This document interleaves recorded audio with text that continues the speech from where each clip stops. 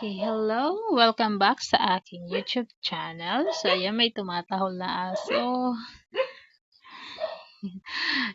So, never mind the background music.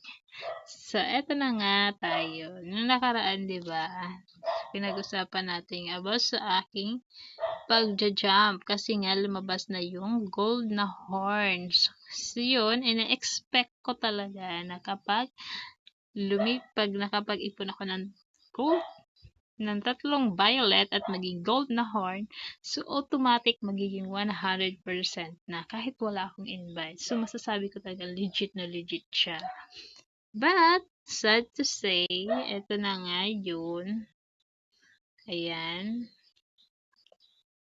Sad to say sa akin kasi, ayun, isa lang points.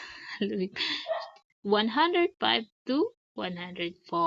Ayan na nangyari. So, kailangan ko ulit mag-ipon. So, isipin mo, every point, halimbawa, mag-103, kailangan ko ulit mag-ipon ng 3 violet na horn para maging gold at makapag-jump ulit ako sa 103. So, expect mo yun, no? So, kailangan ko pala na mas maraming horn dito. Kasi, yun yung para makapag 100% ka. So, mahirap para sa tulad ko na hindi nakakapag-invite. Ayan, wala akong invite.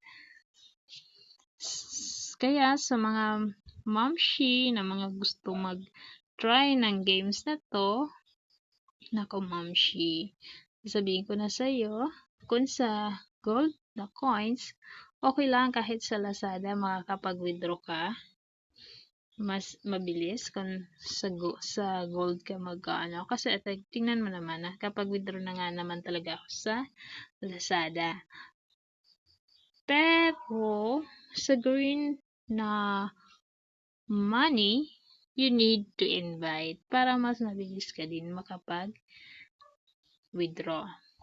And ito, nakita ko to sa ibang YouTube channel. Nakita ko na ang 1.64 million ang halaga lang nito kasi mababa lang yung heart ko.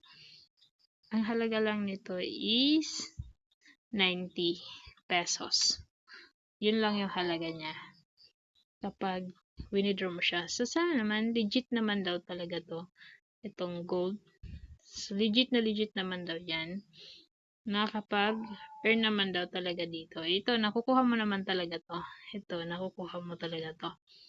But, sa green money, you need to invite para mabilis kang makapag-earn dito.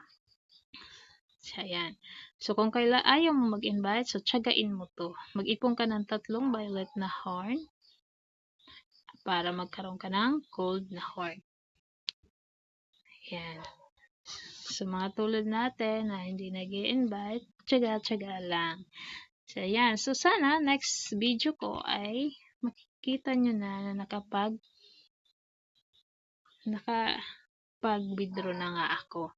So, hoping po talaga to na makapag-withdraw na tayo. Kahit wala tayong invite. So, hindi pa rin ako mag-i-invite ha. Itatry ko to hanggang sa hindi ako mag-invite. So, abangan nyo na lang po ang aking susunod na video. So, yun lang. Salamat sa panonood. Thanks for watching.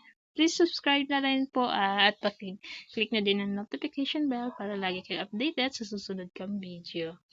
Bye!